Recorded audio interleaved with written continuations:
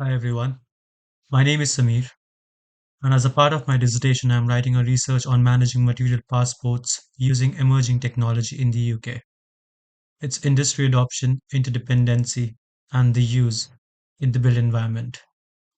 As a professional from the AEC industry, I have been closely observing the shift we have taken towards sustainable practices. The UK construction industry is no exception.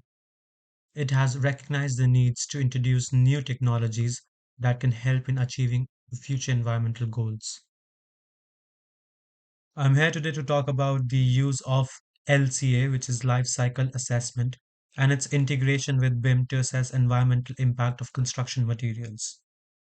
Also, we are going to understand more about material passports, its contribution to life cycle analysis, and an emerging technology such as Power BI in the use of LCA visualization, tracking supply chain, and an asset management tool in a project.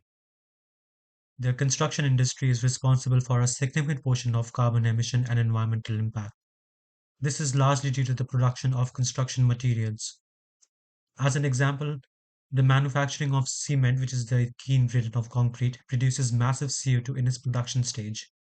Additionally, the transportation of the material to construction site can contribute to air pollution and further damage.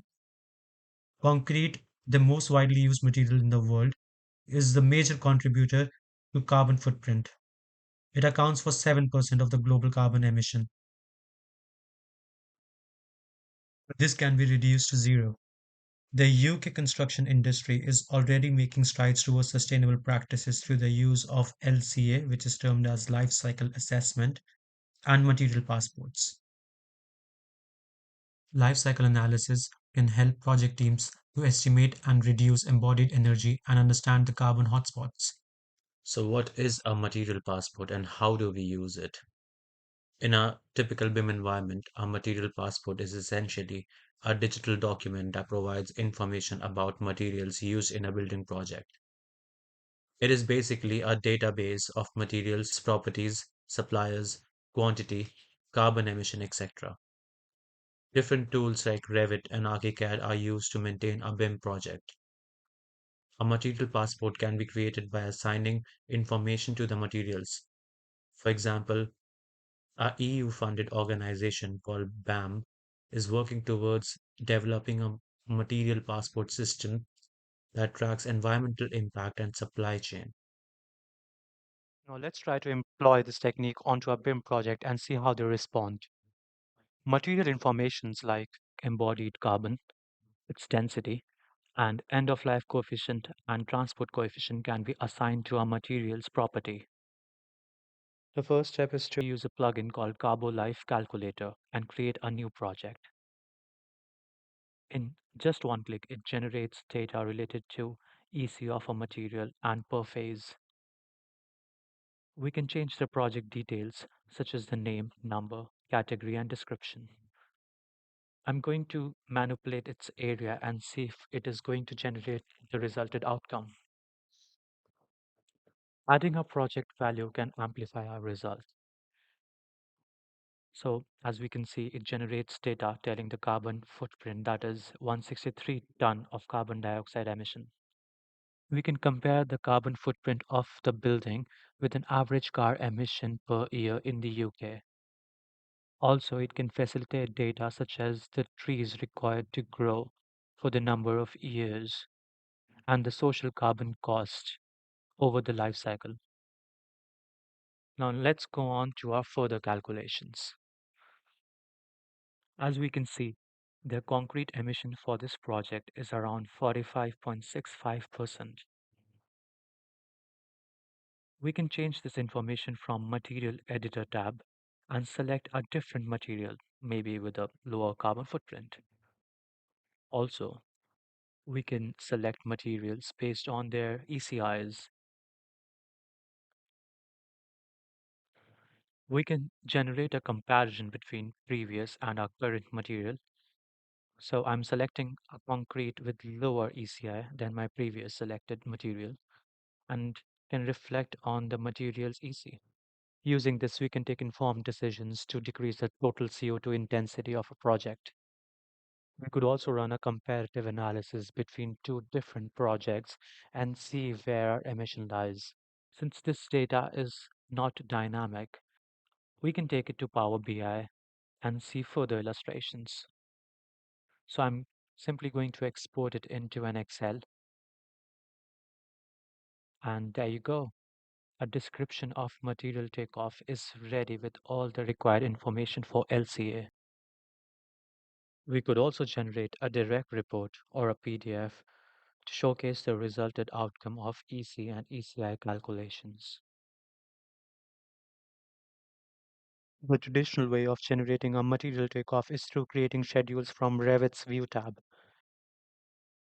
We can select categories of material descriptions such as ECI, EE, and then an automated schedule will appear that could be edited in an Excel format and later taken to Power BI.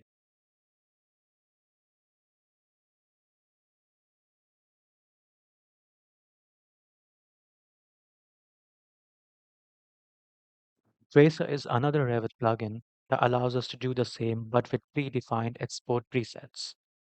It ranges from various selections of 2D and 3D elements such as walls, roofs, and materials. Exporting will save the file in an SQLite database which could be opened in Microsoft through SQL Server. Now let's see how can we read and transform data in Power BI. I'm going to import the Excel that we just created from Revit. So once it's imported, we need to perform data transformation to ensure it is in appropriate format for analysis. We can rename the columns, change data once it's sorted.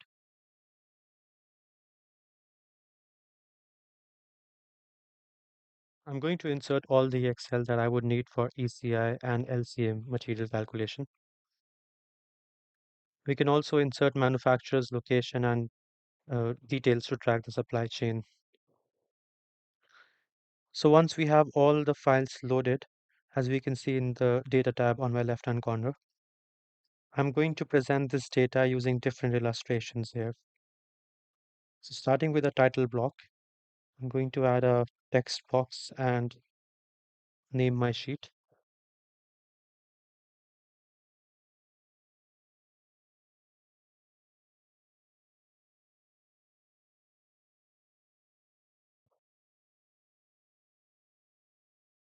Then I'm going to use a bar chart to start with. And here I want to see the relationship between materials in respect to their densities and ECIs. So I'm going to select these properties here. Right. So as you can see, concrete has the highest in number.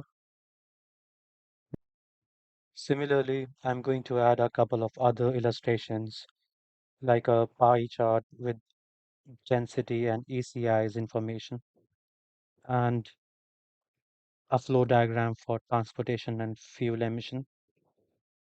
I can show their relationship and add a list of waste materials with their numbers to identify the use or reuse of construction materials. I can also bring a world map and add suppliers detail to it to track the entire supply chain. So I'm going to show a very powerful yet the coolest feature in Power BI to connect and filter tables and charts. It's called the slicer. They act as visual filters, enabling the users to select specific criteria or subsets of data to focus on.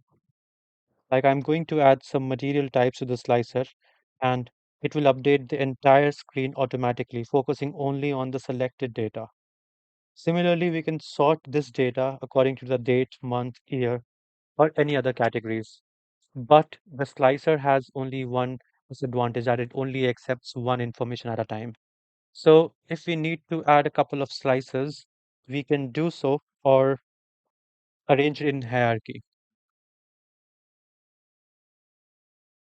I'm going to use a second file with an exported 3D model, and we are going to see how slicer can affect my visuals.